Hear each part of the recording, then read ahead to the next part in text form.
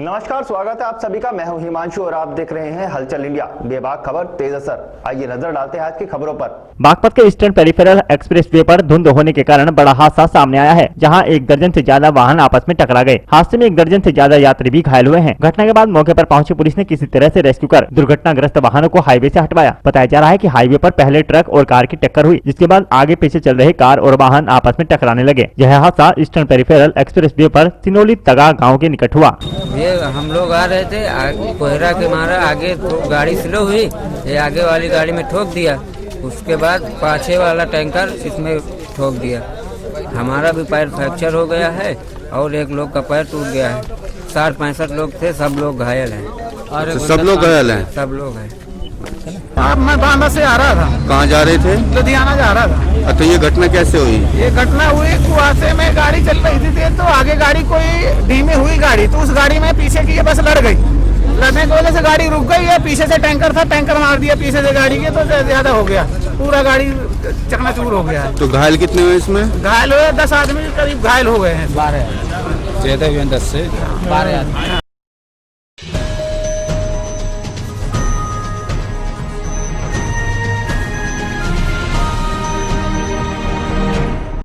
उत्तराखंड के देहरादून में कवरेज करने गई महिला पत्रकार पर भूमाफियाओं ने हमला कर दिया। दरअसल देहरादून में भूमि घोटाले की कवरेज करने गई महिला पत्रकार गई थी, जहां पर भूमाफिया को हौसले इतने बुलंद है कि पत्रकार टीम पर हमला कर दिया। जहां एक महिला पत्रकार का मोबाइल छीनने का प्रयास भी किया गया और उसके कपड़े फाड़ दिए। जहां टीम की महिला पत्रकार ने वहां पर किसी के घर में घुसकर अपनी जान बचाई। बताया जा रहा है कि इन सभी भूमाफियाओं पर पहले से ही कई मुकदमे दर्ज हैं और इनका कहना है कि उन्होंने पहले से ही कई जमीनों पर कब्जा कर लिया है और उन पर कई मुकदमे भी दर्ज हैं। बना रहे थे, हमारी जमीन है, रजिस्ट्री मेरे नाम है, एक मेरे भाई के नाम है ताऊ के लड़के के।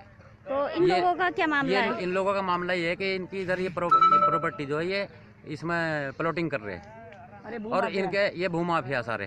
तो ये 40-50 आदमी आए को मारा है। हाँ, ये हमारी लेबर का मजदूरों को मारा और मेरे को मारा। हमारे साथ ये लेडीज है, इनको भी मारा है। टाइम पे आपने पुलिस को सूचना दी है? जी हाँ, पुलिस पहुंची है? तुरंत 100 नंबर पर हमने फ़ोन किया, चीता वाले आए हैं। अब वो मैं देखने आई थी कि यहाँ पे क्या हो रहा है, तो मोरा वाले के भूमाफिया हैं, उन्होंने हमारे साथ ही बदतमीजी करी और इस्लाम को बहुत बेरहमी से मारा गया। मैडम, क्या कागज जो है इन्हीं के हैं? कागज जो इस्लाम के नाम है, रजिस्ट्री हो रखी है। ये कुछ भूमाफिया हैं जो मैं इनको परेशान कर रहा हूं।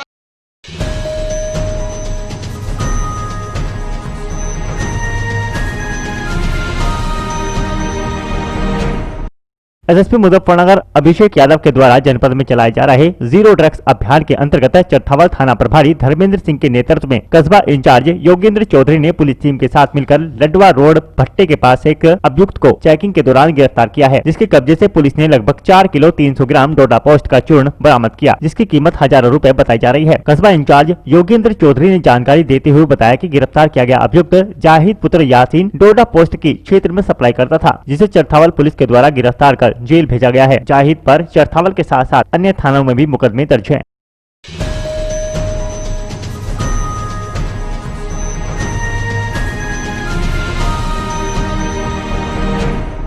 उत्तर प्रदेश के अमरोहा जनपद की रहरा थाना पुलिस ने मुखबिर की सूचना के आधार पर अवैध शस्त्र फैक्ट्री का खुलासा करते हुए 3 शातिर आरोपी गिरफ्तार कर लिए, जिनके कब्जे से बने अधबने तमंचे और भारी मात्रा में तमंचे बनाने के उपकरण बरामद किए गए हैं। इस बारे में अमरोहा के पुलिस अधीक्षक के द्वारा खुलासा करते हुए बताया गया कि रहरा थाना अध्यक्ष सत्येंद्र सिंह को सूचना मिली कि क्षेत्र के जंगल में गन्ने के खेत के अंदर काफी लंबे समय से कुछ लोग अवैध शस्त्र बनाने की फैक्ट्री चला रहे थे। इसकी जानकारी मिलने के बाद रहरा थाना प्रभारी ने टीम के साथ छापेमारी की, जहाँ शस्त्र बनाते हुए 3 शातिर बदमाश गिरफ्तार कर लिए गए। इनमें से 2 अमरोहा जनपद के रहने वाले हैं। बताया गया कि पकड़े गए शातिर बदमाशों के कब्जे से बने अधबने तमंचे और तमंचे बनाने के उपकरण बरामद किए गए हैं। देखिए, ऐसा है, ये थाना रेरा क्षेत्र में एक सूचना प्राप्त हुई थी कि अवैध शस्त्र फैक्ट्री चल रही है। उसी के क्रम में गिरफ्तारी करके आज प्रेस कॉन्फ्रेंस करी जा रही है।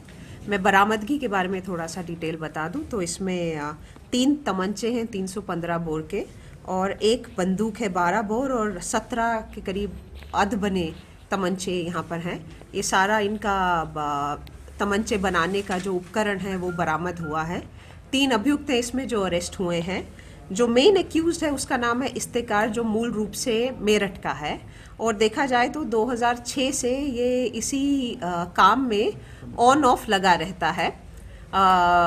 इसके साथ 2 लोग हैं, हसीन और यामीन, जो दोनों अमरोहा के रहने वाले हैं और इन्हीं के साथ मिलकर यहाँ पर ये तमंचे का काम और आसपास के क्षेत्र में सप्लाई का काम करवा रहे थे। अभी विस्तृत पूछताछ इसमें चल रही है। हम प्रयास यही कर रहे हैं कि पिछले जो ये बता रहे हैं पिछले 15 दिन में जो एक्टिव हुए हैं, तो आसपास कहाँ पर इन्होंने सप्लाई करी हो या कौन कौन इनके संपर्क में आए हो, तो उनके ऊपर भी उसी हिसाब से वैधानिक कार्रवाई करी जाएगी। पुलिस ने कैसे सफलता मिली सर? पुलिस कैसे पहुंचेंगे सर? मुखबिर की सूचना पर जी, ठीक है। ये मिले हैं गन्ने के खेत में। ये इस बात का फायदा उठाते थे कि गन्ने का खेत एक तो दूर से नजर नहीं आता है, दूसरा अगर कोई मशीन या आरी वगैरह चला भी रहे हो तो आवाज बाहर तक नहीं आती है, पत्तों में आवाज दब जाती है। इसमें रिलेशन क्या है इसका? जो ये पकड़े गए, जो यहाँ मेरठ का रहने वाला जो मुख्य है, इसका क्या रिलेशन है इसके साथ? अभी तो हमको जितना जानकारी मिली है वो ये है कि बाकी 2 ने इसको बुलवाया था अपने यहाँ काम सिखाने के लिए भी और ये सप्लाई करवाने के लिए भी। जो 2 हमारे यहाँ के लोकल है वो जरूर ये बाप बेटा क्या है? ये बाप बेटे ना। ये मेरठ का जो है इसका कोई हिस्ट्री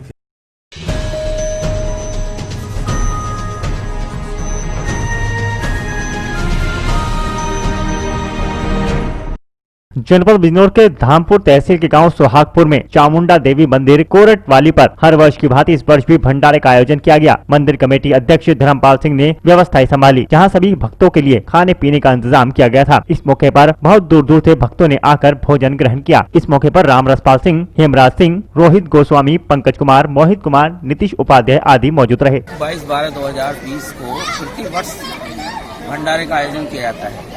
इस वर्ष भी इस उपलक्ष्य में भंडारा किया गया है। हर वर्ष भंडारे का आयोजन होता है।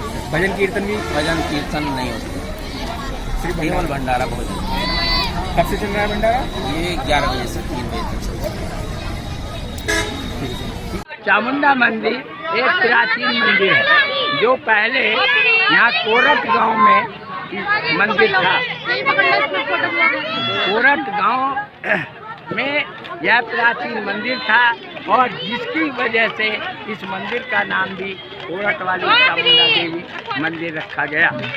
यहाँ पर प्राचीन काल से ही इस मंदिर में उपासना होती है और सब लोग अपनी अपनी मनोकामना पूरी करने के लिए यहाँ पर बड़े हर्ष के साथ आते हैं और यहाँ पर भंडारे का प्रसाद ग्रहण करते हैं। हमें ईश्वर से हम प्रार्थना करते हैं कि सब लोग यहाँ पर अपनी मनोकामना के लिए आए और फल प्राप्त यहाँ का जो मंदिर का प्रसाद है वो ग्रहण करें और अपनी मनोकामना।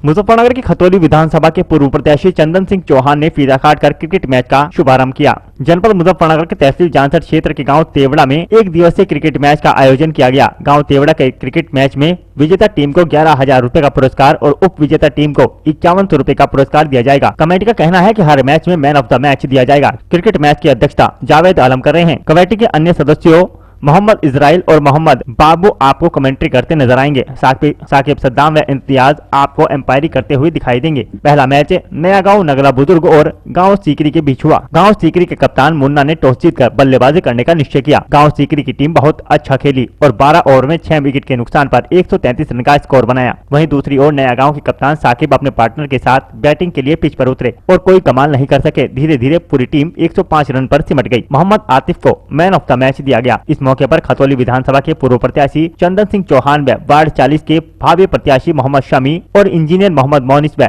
गांव के अन्य गणमान्य लोग मौजूद रहे। देखिए, आज बड़ी ही अच्छी अनुभूति हुई हम सबको। ग्राम तेवड़ा में एक बहुत ही अच्छी टूर्नामेंट का इस इलाके को लेके आयोजन किया गया और यहाँ के क्षेत्रवासियों ने और सभी खिलाड़ियों ने, साथियों ने मुझे बुला के सौभाग्यशाली मैं अपने आप को मानता हूँ कि उन्होंने बहुत अच्छा एक आयोजन से मुझे यहाँ दिखाने का काम किया। एक बहुत अच्छा टूर्नामेंट हो रहा है। सभी खिलाड़ियों को, सभी क्षेत्रवासियों को, सभी ग्रामवासियों को मैं बधाई देता हूँ कि इस तरह के आयोजन होने चाहिए और बच्चों में खेल भावना और आगे चल के उनका मानसिक और शारीरिक विकास हो, इसके लिए इस तरह के आयोजन होंगे तो ये क्षेत्र के लिए और आने वाली पीढ़ी के लिए हमारे बहुत अच्छा है, बहुत अच्छा आयोजन। और मैं बधाई देता हूँ सभी साथियों को कि उन्होंने इतना अच्छा आयोजन का आज आयोजन किया।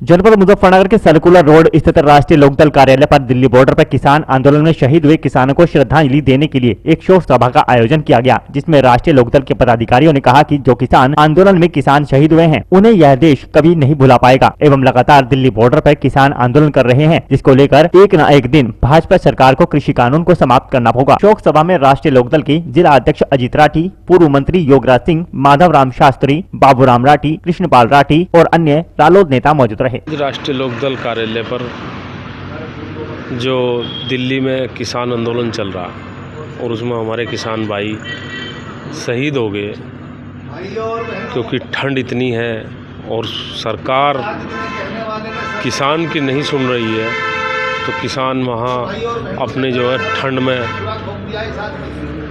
कई सारे किसानों ने जो है जान दे दी धरने पे, जो है इस दुनिया को छोड़ कर चले गए। तो आज उनके शोक सभा का आयोजन राष्ट्रीय लोकदल पार्टी कार्यालय पर किया गया है और उनको श्रद्धांजलि दी गई है, क्योंकि उनका बलिदान इस किसान आंदोलन के लिए जो उन्होंने बलिदान किया है इसको भुलाया नहीं जा सकता। लगातार किसान डटे हुए हैं, सरकार को ध्यान नहीं दे रही है। सरकार को झुकना पड़ेगा, ये किसान आंदोलन है और एक बहुत बड़ा आंदोलन ये किसानों का है और ये रोज़ बढ़ेगा। जो आपने जो कानून बनाए हैं ये सरकार को झुकना पड़ेगा और कानून वापस लेने पड़ेंगे। जो किसान ऐसे वापस नहीं आएगा।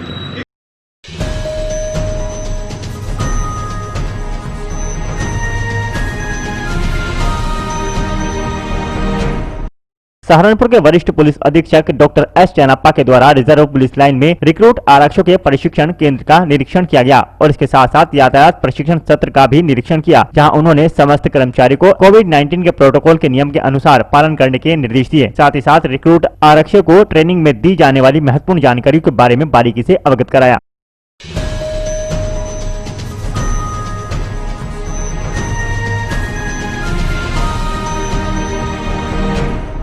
अमरोहा के हसनपुर में भारतीय किसान यूनियन महाशक्ति के कार्यकर्ताओं ने अंबेडकर पार्क पर तीनों कृषि कानूनों का विरोध किया। आपको बता दें कि नगर के अंबेडकर पार्क पर भारतीय किसान यूनियन महाशक्ति कार्यकर्ताओं ने बैठक का आयोजन किया। साथ ही महामहिम में राष्ट्रपति को संबोधित ज्ञापन भेजकर जिला उपाध्यक्ष महेंद्र सिंह आर्य ने कहा कि जो केंद्र सरकार ने तीनों कृषि कानून लोकसभा में पेश किए हैं, भारतीय किसान यूनियन महाशक्ति मांग करते हैं कि इन तीनों कानूनों को वापस लिया जाए। हमारी भारतीय किसान यूनियन महाशक्ति की तरफ से हमारे प्रदेश अध्यक्ष के आदेश के अनुसार आज केवल हमारा जो कार्यक्रम था, जो दिल्ली बॉर्डर पर किसान काफी दिनों हैं, उन लोगों की केंद्र सरकार की कान पे जू तक नहीं रुक रही और वो कानून जो बनाए गए हैं कृषि कानून के अंतर्गत वो उन्हें वापस लेना नहीं चाहती और किसान अपने उस पड़ा हुआ कानूनों को वापस होना चाहिए।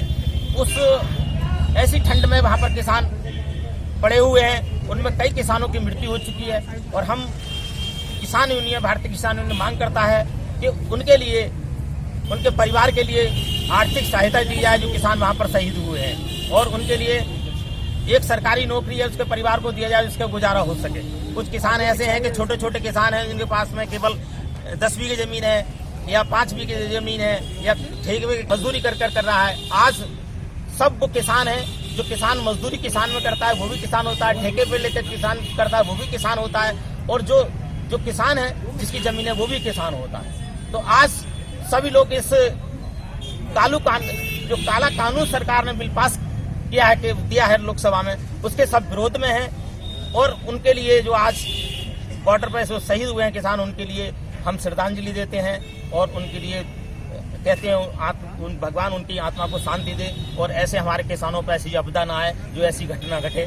सरकार इन चीज़ों पर जल्दी से विचार करें और जो किसान वहाँ पर डेरे डाले हुए हैं और उनकी मांगों को सुने और किसान अपने सही सुरक्षित अपने घर वापस आए।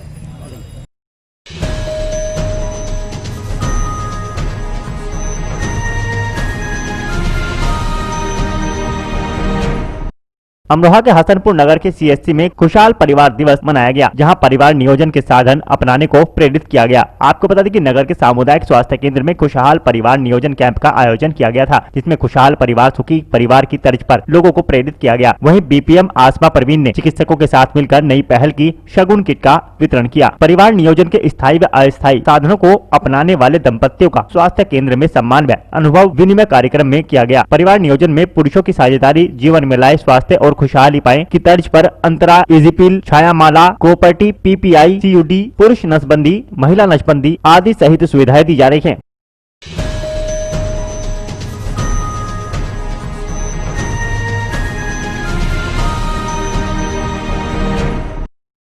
आज के बुलेटिन में इतना ही। कल फिर होंगे हाजिर कुछ नई और ताजा खबरों के साथ। देखते रहिए हलचल इंडिया, बेबाक खबर तेज असर।